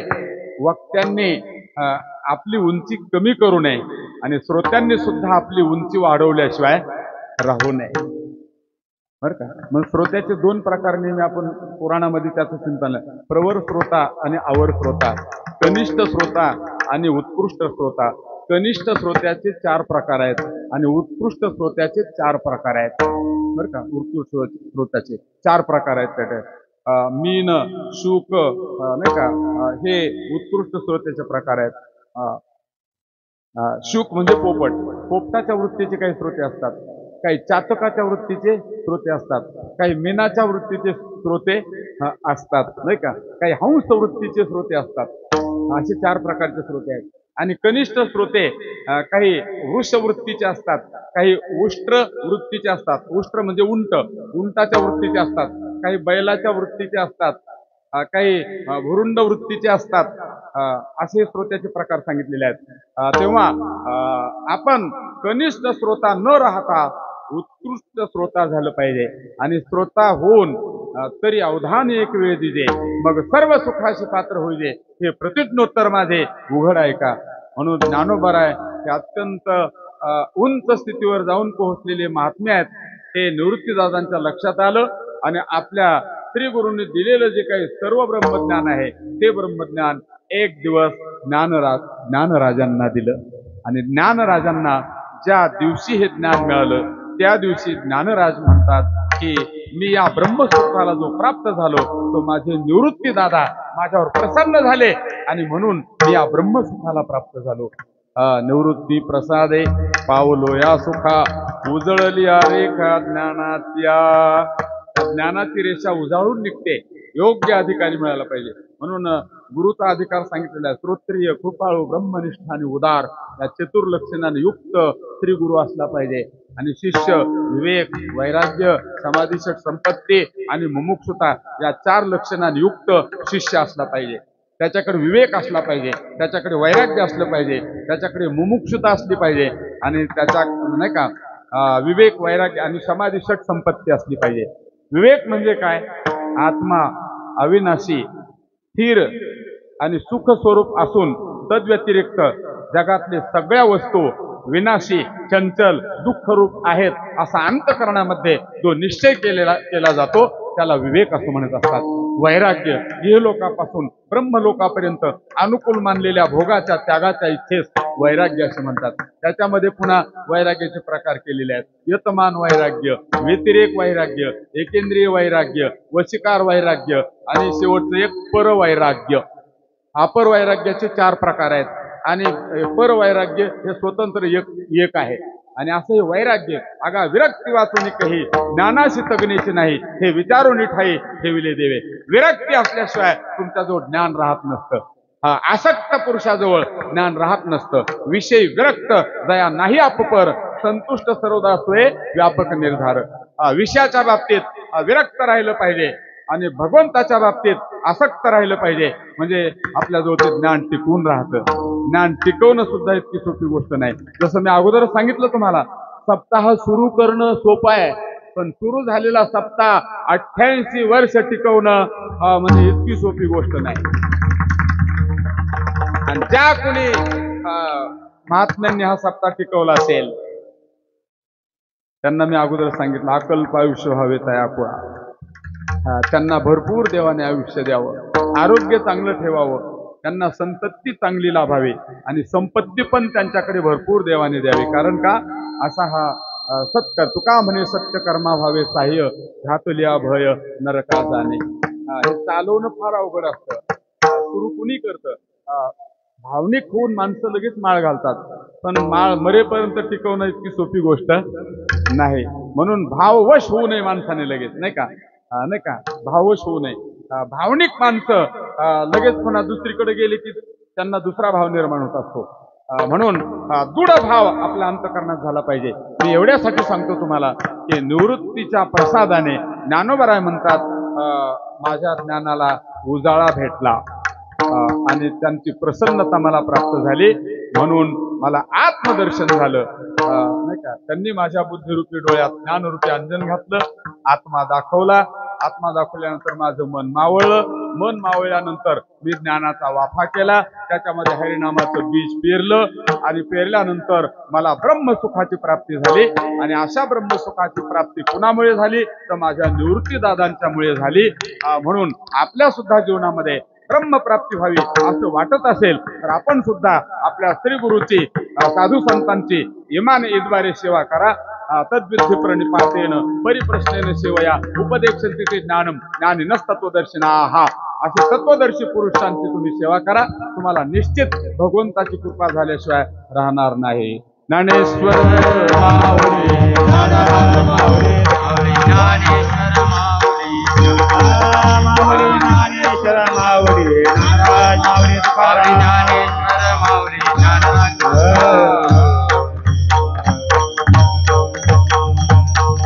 निवृत्ती प्रसादे पावलो या सुखा उजळलिया रेखा ज्ञानाच्या ऐश्या सुखाचे करून आळे विजेते निर्मळ पेरू हाता.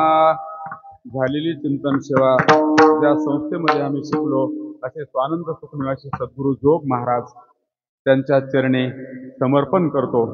जमलेले माझे माता पिता बंधू भगिनी तुम्हा सर्वांचं दर्शन घेतो, सर्वांना आशीर्वाद मागतो. एखादा शब्द अनावधानाने चुकीचा गेला असेल आईवडिलांचं अंतःकरण करा आणि मला क्षमा करा. आणि तुमच्या सर्वांच्या माध्यमातून आमच्या म्हात्रे साहेबांनी आम्हाला ही सेवा दिली. नाही का, विश्वनाथ महाराजांकडून नंबर घेतला. विश्वनाथ महाराजांनी म्हात्रे साहेब यांनी आमच्याकडे ही सेवा दिली. भगवंताने आम्हाला इथपर्यंत आणलं आणि तुम्हाला सर्व साधू संतांचं दर्शन झालं. पुनश्च गुरुवार चरणी सेवा समर्पण करतो आणि माझ्या सेवेला पूर्ण विराम